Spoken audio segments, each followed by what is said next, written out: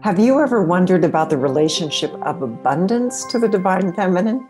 Today we're exploring that with my guest, Ellen Anne Shapiro, so stay tuned.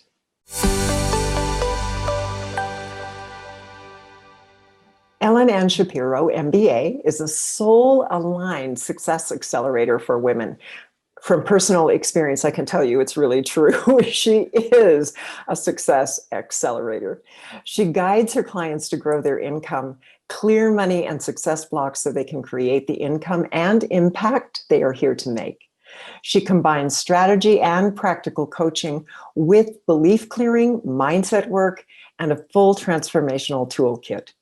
Hardly your typical CPA, Ellen's approach includes the way of the receptive warrior, working with feminine presence, deep compassion, financial empowerment, and supporting her clients to break free of their limiting stories and identities to live their richest lives. I am so excited to have you here, Ellen, and I'm excited for people to experience your incredible work. So welcome. Thank you so much, Misa. My joy to be here and share my light with your audience and the world. Yeah, and I can tell you from experience that Ellen's work is really deep. Jeffrey and I have worked with her. We saw this amazing boost to our income. And I said, oh my gosh, people need to know about Ellen and they need to know about her work. So Ellen, would you get us started by sharing with us why you're passionate about helping women believe in themselves and clear those blocks to income and money and receiving? Absolutely. My big passion comes from my personal experience of being a highly sensitive person and then finding myself through, which I won't go into now, but through a series of karmic adventures, finding myself in the most conservative, big accounting firm in New York and being very much put in this box that I then had to break out of.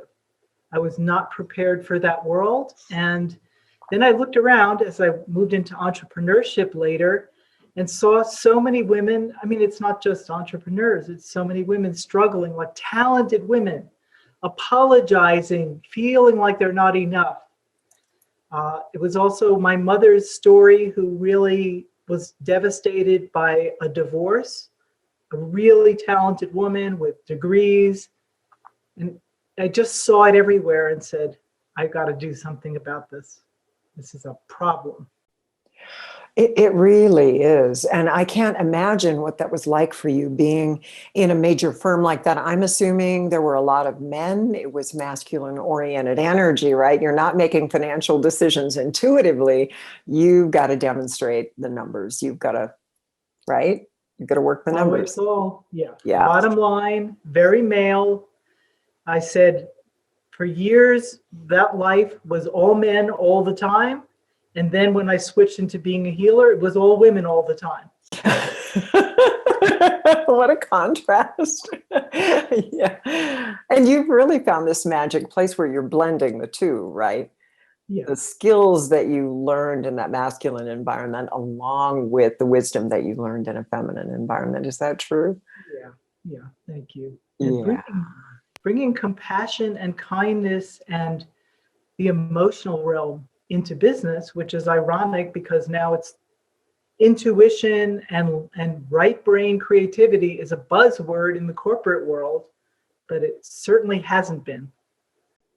Yeah, it's really changing now. Thank goodness. Thank goodness it is. And no, not when you and I were in the business world. That is not how it was going down. No. In fact, the culture was, we know you're not really men, we can see that, but blend in, be very neutral, be invisible, be really good at what you do, but don't stand out. And then when I came into entrepreneurship, it was like, now you want me to stand out. Now I need to bring my personality into it. Right. So that's another place where women are just hesitant to be seen.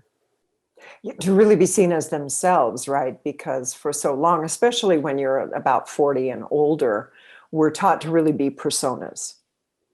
And the younger women have an easier time with this, but I think as we become mature, it's an opportunity for us to be a whole lot more of who we are and a whole lot more authentic and really enjoy that process.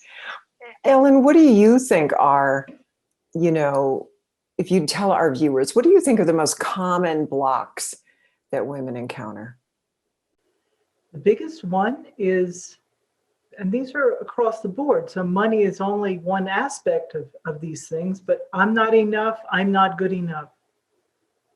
I will never forget years ago when I was really promoting only through teleseminars before we had all these other ways.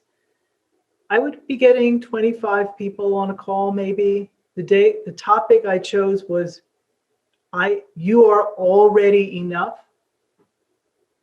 They were coming out of the woodwork. There were like 70 people on that call. I said, okay, this is an important topic. And then I began to see this, I'm not enough, I'm not good enough, playing out. And women still, why are we earning less than men for the same work? Some of it is about that piece of, we don't feel like we have to be twice as good as them to be considered at their level. That's what we believe. And that's like, because I'm not really good enough, I sort of have to compensate for my deficiencies. And even if you think you're competent and have abilities, we undervalue it. We're not raised for that kind of confidence, most of us. So, Ellen, would you share with the viewers, is it even possible to create the kind of income that we'd like to have if we don't think that we're enough? well, it's pretty hard. It's pretty hard. I personally, I don't know anyone who, you have to have some level of belief in yourself, because whether you're in a job or have your own business, it's your energy projecting out into the world. So if I'm constantly, what we focus on expands. If I'm focusing on, okay, this was like a 90, but I need to be 100%, I'm focused on my failures and my deficiencies and my flaws instead of, wow, I deliver a lot of value to people. I change people's lives. I mean, just receiving that's a totally different energy, right? From like, yeah, I help people with their money issues to when I'm internally coming from, I make a difference in people's lives, and that's valuable. Yeah, Ellen, I had a great business mentor years ago who said, the easier it gets for you, the more you charge. Isn't that brilliant? I mean, because we do so many things instinctively that are really great service and great value, and it's so instinctive that we're not realizing that that's a part of our magic. That's part of the gifts we came in with, and it's part of the skills that we've learned. And that's what has the value. Right. And also the definition of talent is something you do easily and naturally. So we will tend, and that's not just women, that's all of us. We don't tend to see ourselves clearly. We don't realize it's a big deal. Like, okay, you just lasered in on the core of my problem in 2 minutes. Well, I do it all the time. What's the big deal? It's like, well, it would take the rest of us a few years. So if you get it in a few minutes, that's got a lot of value. Exactly. Right. And I love how Oprah reminds us, when you undervalue, right, your skills, other people, or undervalue what you offer, other people undervalue you as a person. And that just plays into what you're talking about, right? That whole sense of I'm not enough. Right. So it is a leap. I remember the first time I charged $300 for an appointment, I gasped, and someone paid it and I gasped again. And then you finish, you take another gasp, and then you say, well, now I know something. I know that I'm worth that. Right. I absolutely know that. What would you say is the relationship of abundance to the divine feminine? Another favorite topic of mine, because I really, since I've been working first in finance, then working with the psychology of abundance and money, and thought, why do so many people have this programming of lack and scarcity?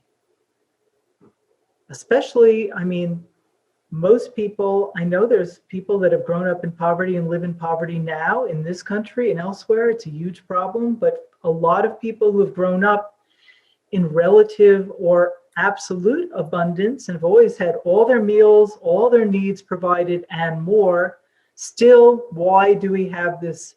Life is a struggle. There's never enough. If I get more, it's going to take it from somebody else. It's a dog eat dog, all of that lack and scarcity. And I'm the kind of person that, I know you're like this too. I'm like a pattern archaeologist. So I dig down. And also because it wasn't just a few people, it was so universal. I said, so what is this about? And what I came to was our disconnection from the natural world and the cycles, from, if we think of the divine feminine as the infinite mother with infinite supply. I mean, if we managed it well, we have the resources on this planet to feed everyone and for people to have a quality of life. But historically, you know, resources, especially money, but other forms of it, it's been very connected with power and control and limiting access for a lot of people.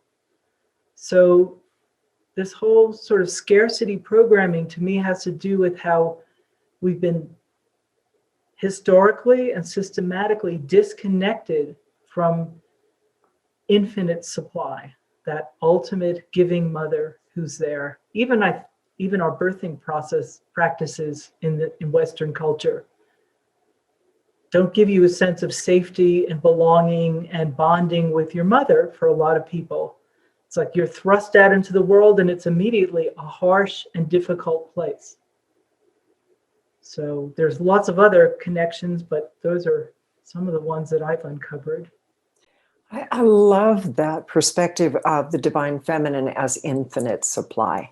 Because if we think of mother energy, is there anything that a mother would not do for her child? Right. You would make sure that she or he had, if you're healthy, right? If you're balanced, right? And you're in your own divine energy, you're going to do everything and anything you can to fully care for your child. And the planet shows us the infinite resources. That doesn't mean that we can't eventually tap out the oil in the earth. We certainly can. Right. We can. But she generates an infinite supply. And if we work consciously with her, then we're a part of that infinite supply. I just love that. I love that. What do you think divine feminine consciousness gives to us, and why is that significant? Well, I think it's certainly the earth element of safety, security, feeling provided for, which is the foundation for everything. It's like in the hierarchy of needs. If you don't feel safe and you don't feel like your survival needs are met, you can't evolve higher. If I'm, threatened by predators, if I'm starving, I'm not trying to evolve my soul or seek out spirituality or evolve my intellect. So that's one level. And I think it's also the energy of creation.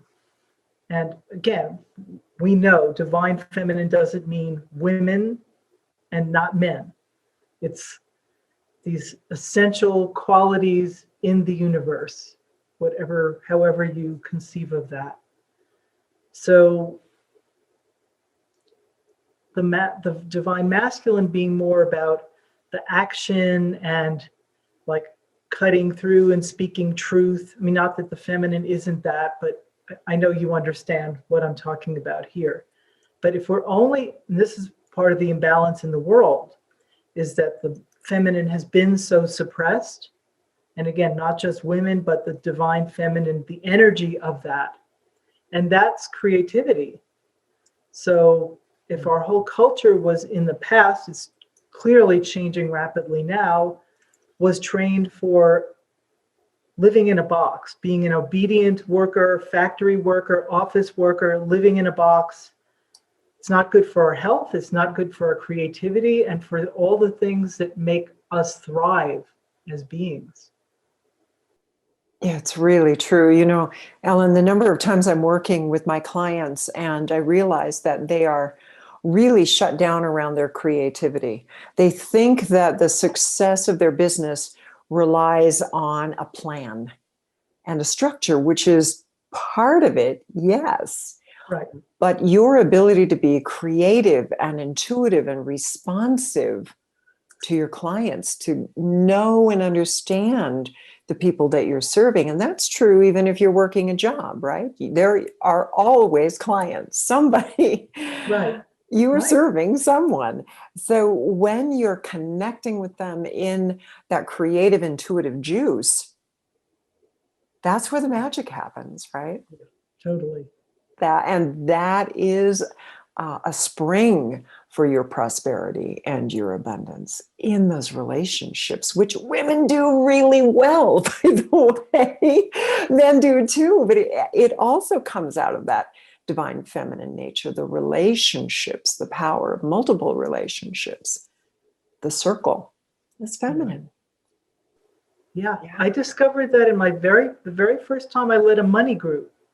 I was really new at this whole thing and leading groups, and it was one of those magical groups with synergy, and 15 women got together and we did like my repatterning work in the group, but I didn't have 20 years of experience of seeing these patterns. It was all brand new to me. And week after week, creativity came up for these women.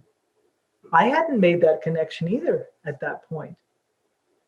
And I thought, well, anyone who's created a new idea or an idea for a new company or a service or even just a new way of doing things, that's where their abundance came from in terms of, manifesting it. Yeah, that's exactly right.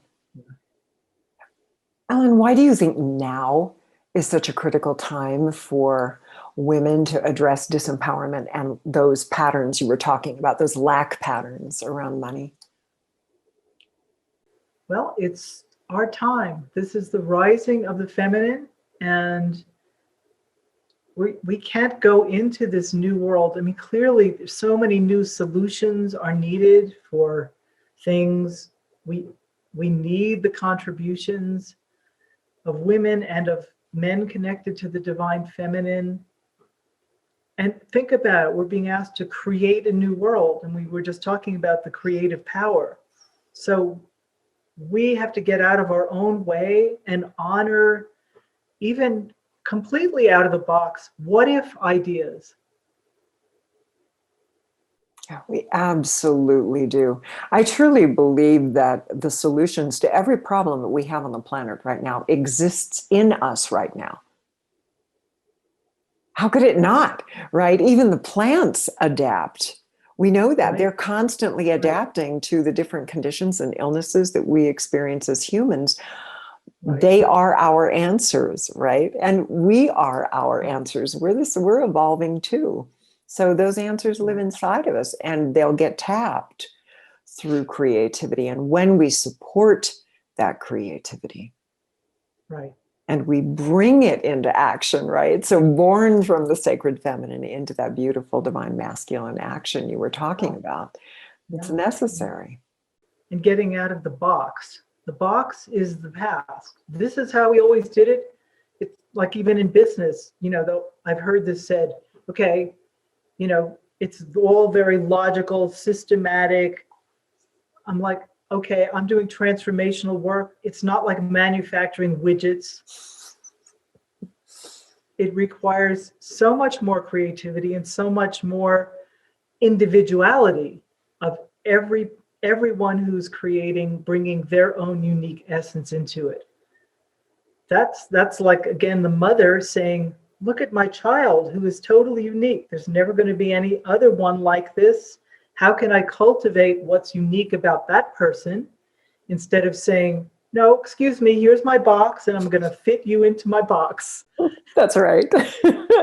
That's right. Yeah. And as you've expressed, this energy we're talking about, this creativity, this willingness to step outside the box, it's not men or women. It's the energy that exists within us all that brings us into balance. When we really tap into our creativity, we do find solutions.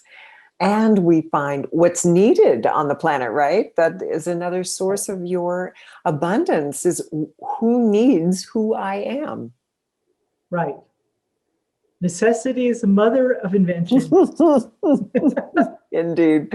Indeed. Well, Ellen, you have a gift for our viewers today. Would you talk about your gift? Yes, I would be happy to. So I would love to share with you, it's a 5-day mini challenge called Raise Your Money Vibe. And it includes some things from the feminine, some principles of like playfulness and being in touch with the energy of flow and relaxation, and just bringing up a fresh kind of angle to the old beliefs about money comes from hard work and struggle and pain and unhappiness. So this is raising your vibe, being happier, and being able to then attract more of what you want. It's so true. And I can vouch for this, viewers, because the work that my husband and I did with Ellen really took us to consciousness about our own vibration, shifting our vibrational reality. And we found that our income just within a few months doubled. So I really want to honor Ellen right here, right now, with the work she's talking about so humbly. It really is powerful stuff, folks. And it is, she said it perfectly, it is about raising your money vibe. My sweetie and I did the same work that we've been doing every day, the same work, but the way that we were vibrating around that work and our relationship to income completely changed. So go get Ellen's gift, Raise Your Money Vibe. You can get it at the link below. And I want to thank you, Ellen, for your great insights and your great work in the world more than anything, your presence. What a gift you are to all of us. Well, thank you so much, Misa. Awesome, everyone. So remember, you can get the gift from Ellen at the link below. And as always, subscribe to my channel. Go on over there, hit the button, and join us in this community. And if you'd like to receive my free meditation gift, The Holding, check it out also in the link below. Thanks for all you are doing to awaken feminine consciousness, and I'll see you in my next interview. Goodbye, everyone. Love to you all.